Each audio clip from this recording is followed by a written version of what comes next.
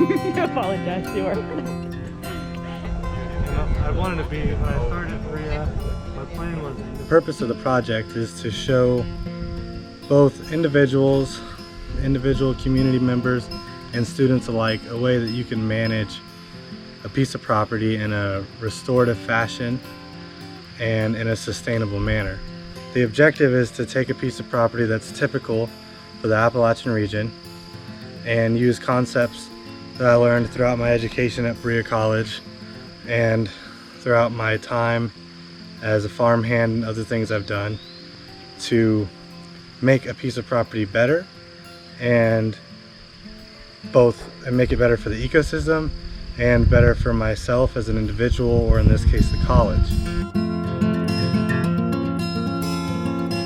Okay, so we're following along the edge of a tree line here. There's young timber over here, older timber over here. This used to be a field edge, pretty apparent. The trees are mostly leaning out over the field edge, so it's pretty easy right here as far as selection goes. We want to take trees that are leaning out. We want to take trees that have butt damage like this, probably a result of fire at some point. And even though black oak this is a black oak, isn't really very valuable now, it's a good time for us to cut it anyway, because we're sawing black oak and red oak for stall wood for the stalls in the new barn. So I'm going to select this tree. This is how we mark them. At least two marks. I usually try to do uphill and downhill. If it's a really big tree, or I know that we're coming from a certain direction, I'll mark it accordingly. I think I'll go ahead and put one here because I know we're going to be coming from that direction and be able to see that spot. Another thing that we do, it's not necessary for us cutting it ourselves, but this is a precaution for timber theft, against timber theft, to put a spot on the stump below where the cut would happen. That way, unless the timber buyer is really slick and has a can of paint the same color as yours, you can prove that, you can quickly surmise that it was marked or not marked based on that stump spot. The little black oak that I marked is severely overtopped, and you can see from this angle it's just got two limbs that are bent way over trying to get sunlight. It's lost its other two main limbs due to lack of sunlight, and so that tree is a goner. It's still got a couple tie logs in it, and so we're going to go ahead and get it before it bites the dust. Yeah, but we're thinking more about what we're leaving really than what we're taking. We're kind of cleaning up the woods. This is about 26 inches diameter. It's got, this is a sign of armillaria root rot, I believe. That's a well-developed weep there. Put the ants in it. Yeah, and this is, it's probably got heart rot, swelled up, it's leaning. It's probably gonna, I wouldn't be surprised if it's no good up to about this high. There's the classic widowmaker. Yeah. That's a big potential danger when looking at cutting timber in the forest. Right. You gotta keep your head on a swivel. Look above you. Yeah. Sure there's no loose widowmakers. Once you start cutting on a tree or hammering on a tree, putting wedges in, you shake it loose, and potential they could fall and injure somebody. And that's always a consideration you gotta take. That's a good learning example right there. Thanks, John. Sometimes even just the vibration, of the saw cutting it can shake a limb loose like that, and it doesn't look very big, but falling from 40 feet up, that's a big limb. That can get you even with the hard hat.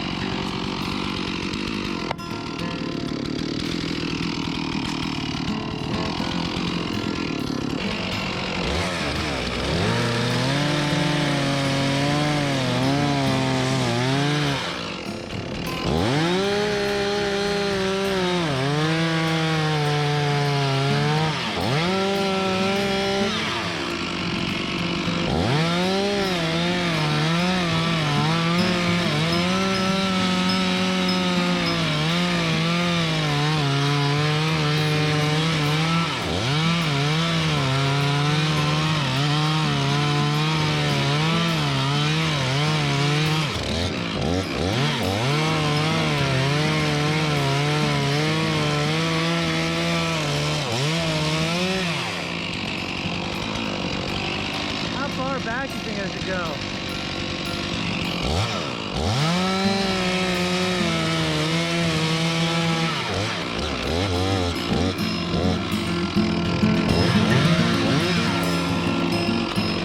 I'm gonna leave that good part.